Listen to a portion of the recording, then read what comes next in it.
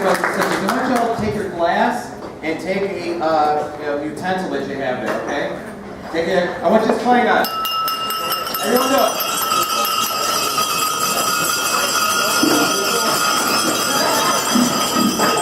Okay, so that's pretty loud, right? That was pretty loud? Yeah. Okay. Because when David first started talking out, and first I want to thank David because everything he was saying there is exactly what's happening to each one of our members, and each of the workers that are in our economy today.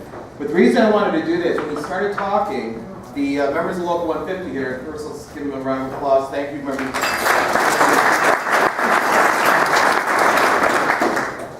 When they started picking it up, I noticed that when he started talking, people would hear this. They would hear like a dish, clang or something happening. People kind of notice what that is.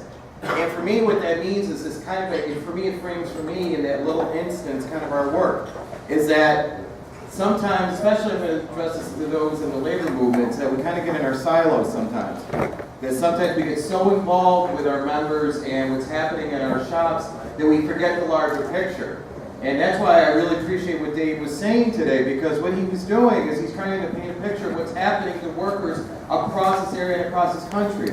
We are not unique. What's happening out there to workers is everything that he said in his comments. We have capital that is going after our members, it's going after workers all across our area. And the reason I had you all clanging together is, if we're just clanging just our plate or just our glass in our own silos, it doesn't make as big of a noise. We have to speak for all workers. It just can't be us working for a healthcare union. We just can't speak for healthcare workers.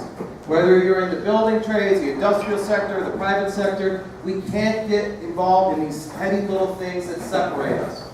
Because right now, workers are losing all over this country.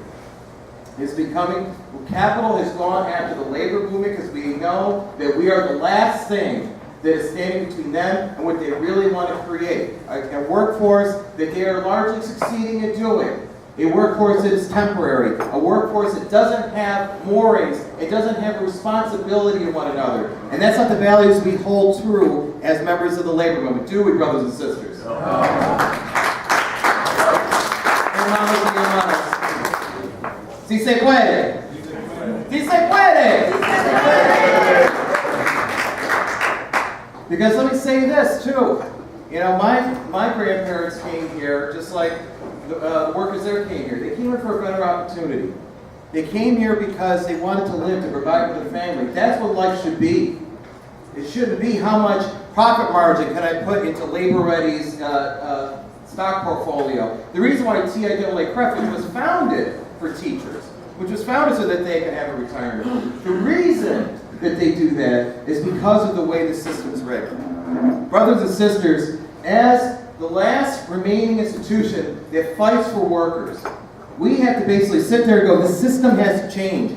Capitalism has to change. We are the ones that have to fight to ensure that our members can live and work in dignity.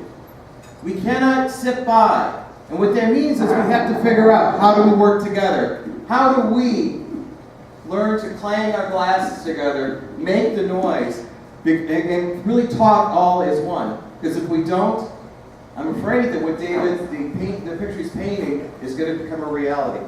And I can say this, I started working at the Labor Council back in 1998, and I always refer to the list of unions that we had back then, and all the great industrial unions we've had. And for me, what saddens me each time is when I hear about a layoff here or a plant closing there. And many of you know, I learned at the knee of Tony Nesci from New Venture Gear. And every time I pass by that empty plant on the thruway, I sit there and I think of that plant, how it started here in Syracuse, and how it was taken away by capital on a global scale. Brothers and sisters, we can't control a lot of things that happen there, but we can control our area. And what we have to do is speak with one voice to say enough, and we need to, like it says up there, we need to fight. Thank you, my brothers and sisters.